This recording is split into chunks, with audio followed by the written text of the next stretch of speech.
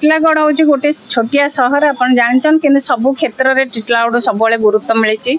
आपड़ जाथे 2014 नु आज पर्यंत जो भाव में विकासमुखी टिटलागढ़ सहर उन्नति करछि आमर विभिन्न क्षेत्र में टिटलागढ़ डेवलपमेंट को माननीय मुख्यमंत्री गुरुत्व देछन। तार संगे आज विशेषकर से खेलाड़ी भाई मानक लगी भौणी मानक लगी गोटे सुवर्ण सुजोग जे 12 कोटी टंका सैंक्शन करा जायछि इंडोर हॉल रो जो जगह रे इंडोर हॉल रे पिला माने कोबळी भाव रे बैडमिंटन खेलिबे कोबळी भाव रे विभिन्न खेल जो गुडा इंडोर रे करा जाउछि ताको खेली परिबे। जेमति कि आपण जानिसंती जे आज ओडिसा रे चारि डिस्ट्रिक्ट रे जो बळी भाव रे आज इंडोर हॉल स्थापन करा जायछि ता भीतर बलांगीर जिल्ला रे हमर टिटलागढ़ को स्थान मिलछि।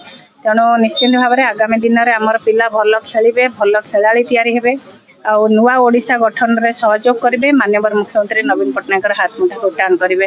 सबु बेले विभिन्न क्षेत्र में टिटलागढ़ को सहयोग मिली। आज 10 वर्ष भितर मते सुजोग देते माननीय मुख्यमंत्री टिटलागढ़ लगे कम करने लगी। ये टिटलागढ़ माटी मते भाईचारा शिखई मते कम करने लगी विभिन्न क्षेत्र में सुजोग देती। आपन जानिसंती हमर ओभर ब्रिज ठारू धरी विभिन्न क्षेत्र में पानीय जल समस्या दूर होईछि। आज हमर कुमुड़ा पर्यटन स्थल रे स्थान पाइछि।